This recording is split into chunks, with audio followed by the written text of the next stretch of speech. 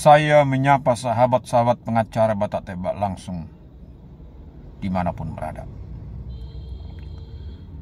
Dalam sapaan saya kali ini, sahabat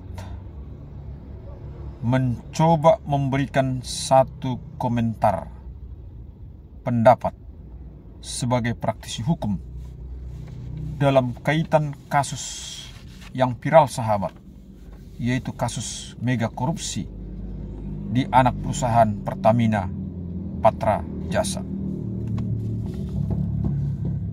Kasus ini, sahabat, menjadi perhatian masyarakat Indonesia, baik dari kalangan atas intelektual sampai pada kalangan masyarakat biasa. Banyak komentar, banyak pendapat, banyak argumen, dan ada pula yang pro kontra.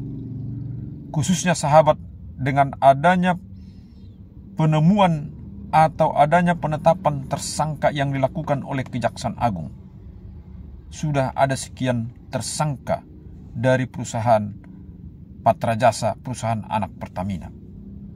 Namun, sahabat, publik ingin mega korupsi kasus Pertamina ini bisa diselesaikan oleh Kejaksaan Agung atau penegak hukum sampai kepada siapapun yang terlibat, karena kita terhenyak bahwa negara dikatakan dirugikan ribuan triliun yang terungkap dalam perbuatan korupsi selama beberapa tahun.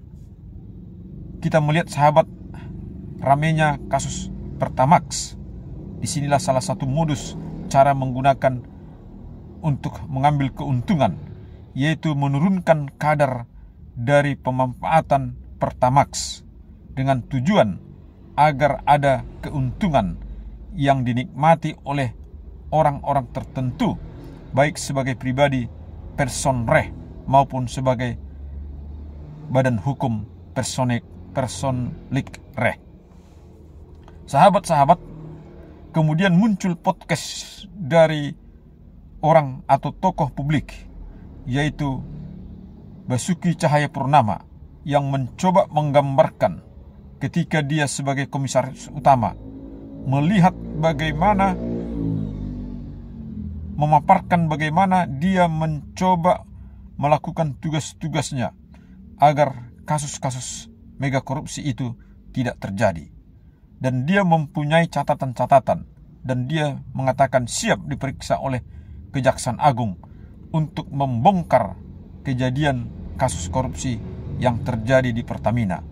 Dan dia juga memberikan satu statement, kalau dia menjadi komisaris utama, maka dia akan meminta untuk semua orang-orang terlibat dalam kasus korupsi Pertamina ini ditangkap oleh penegak hukum. Sahabat-sahabat, dalam pendapat singkat saya ini, sahabat, saya disclaimer dan tidak akan menuduh atau menghakimi siapapun dalam perkara ini. Namun, sahabat, saya ingin mencoba memberikan satu pemaparan mengenai hukum.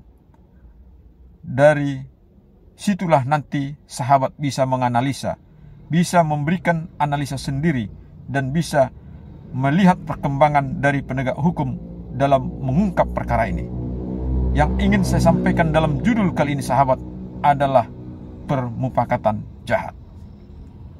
Dengan mengetahui nanti permufakatan jahat, apakah seseorang mengetahui permufakatan jahat atau tidak?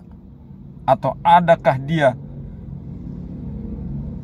lebih mengutamakan rahasia jabatan, atau lebih mengutamakan mengungkapkan permufakatan jahat itu kepada penegak hukum demi agar negara tidak dirugikan? Oleh karena itu, sahabat, saya mengambil pasal 164 KUHP. Karena dalam pasal 164 inilah, sahabat, kita bisa melihat apa itu unsur-unsur permufakatan jahat. Permufakatan jahat, sahabat, mempunyai 6 unsur. Yang pertama, harus ada unsur barang siapa. Barang siapa, sahabat, bisa pribadi, oknum, atau perusahaan, atau badan hukum. Kemudian yang mengetahui. Apakah ada seseorang yang mengetahui permufakatan jahat itu? Atau mengetahui adanya rencana-rencana permufakatan jahat tersebut, dan bagaimana caranya dan bagaimana untuk melakukannya. Maka unsur ketiga dikatakan suatu permufakatan jahat untuk melakukan salah satu kejahatan. Artinya sahabat, barang siapa, yaitu seseorang atau pribadi, kemudian dia harus bisa mengetahui adanya suatu niat permufakatan jahat atau untuk melakukan permufakatan jahat dalam satu kejahatan. Dalam hal ini sahabat, kalau kita lihat Pertamina dalam satu kejahatan korupsi yang merugikan negara atau Pertamina dan menguntungkan pribadi atau korporasi. Kemudian pada saat kejahatan tersebut masih dapat dicegah. Kalau seseorang mengetahui perbuatan jahat dan dia membiarkannya padahal masih ada suatu waktu atau suatu tenggang waktu, dia masih dapat melakukan upaya untuk mencegah kejahatan itu, namun tidak dilakukan, maka ada unsur kelima mengatakan dengan sengaja mengabaikan pemberitahuan secukupnya mengenai hal itu pada waktu yang tepat kepada pegawai badan peradilan atau kepolisian atau penegak hukum atau kepada si terancam. Kemudian dalam unsur keenam, bila kejahatan itu terjadi.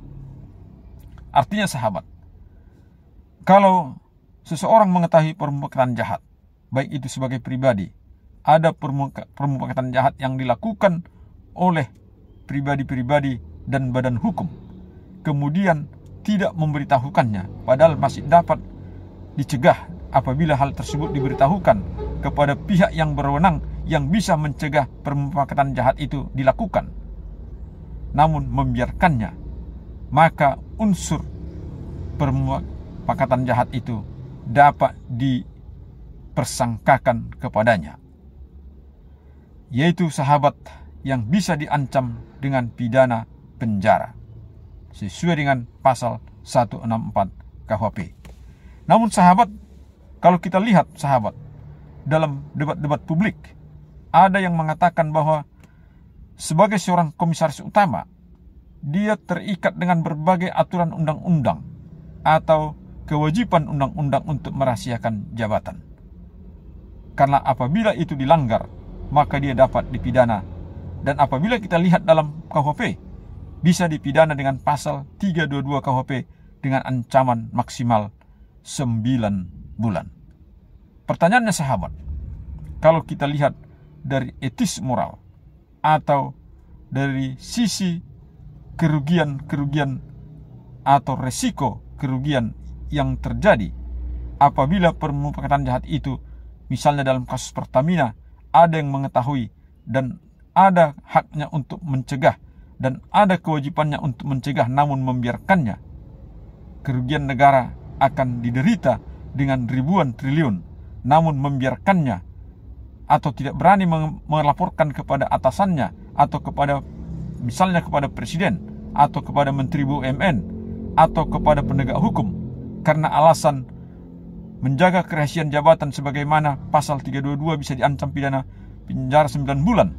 Disinilah sahabat nanti etis publik akan menentukan di manakah yang lebih utama, rahasia jabatan atau memberitahukan atau menyelamatkan kepentingan publik yang banyak, yaitu kerugian negara yang lebih banyak, atau karena kepentingan pribadi takut diancam dengan pidana penjara 9 bulan.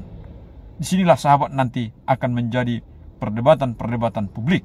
Sebetulnya sahabat, sebagai pengacara praktek, kalau kita melihat dari sudut praktis hukum, lebih baiklah seseorang melanggar rahasia jabatannya dengan ancaman 9 bulan penjara daripada membiarkan mega korupsi, misalnya yang terjadi di Pertamina dengan ribuan triliun yang merugikan keuangan negara dan masyarakat. Maka publik akan memberikan pemaafan ataupun penegak hukum akan memberikan pemaafan terhadap yang bersangkutan demi kepentingan publik, kepentingan negara, kepentingan masyarakat. Dia rela membuka rahasia jabatannya untuk mencegah kasus korupsi yang bisa merugikan negara sebagaimana yang kita dengar dalam pemberitaan-pemberitaan publik media sosial. Inilah sahabat pendapat saya terkait manakah yang diutamakan, menjaga kerahasiaan jabatan atau menyelamatkan kepentingan negara yang ribuan triliun. Oleh karena itu sahabat, inilah menjadi tanggapan dan analisa saya, dan saya tidak akan menuduh atau menghakimi siapapun yang terkait dengan perkara ini. Oleh karena itu kita berharap kepada Kejaksaan Agung agar mencoba membongkar kasus ini sampai kepada yang tertinggi. Apakah misalnya di sini ada kasus pembiaran dari mereka yang mempunyai kewenangan oleh ketentuan hukum sehingga membiarkan peristiwa perampokan uang negara ini dengan cara misalnya yang saya sebutkan tadi, menurunkan kadar Pertamax untuk dikonsumsi publik dengan tujuan untuk menguntungkan kepentingan pribadi atau korporasi. Disinilah sahabat nanti penegakan hukum atau penegak hukum akan melakukan penyidikan sampai hal ini bisa diungkapkan, karena perbuatan jahat tidak dapat dilakukan oleh hanya sekian orang atau dengan hanya satu korporasi, tetapi akan ada keterkaitan dari pihak-pihak yang mempunyai kewenangan baik oleh ketentuan hukum atau ketentuan perundang-undangan dalam satu badan hukum publik yang begitu besar. Semoga pendapat saya ini sahabat ada manfaatnya. Salam hormat bagi kita semuanya.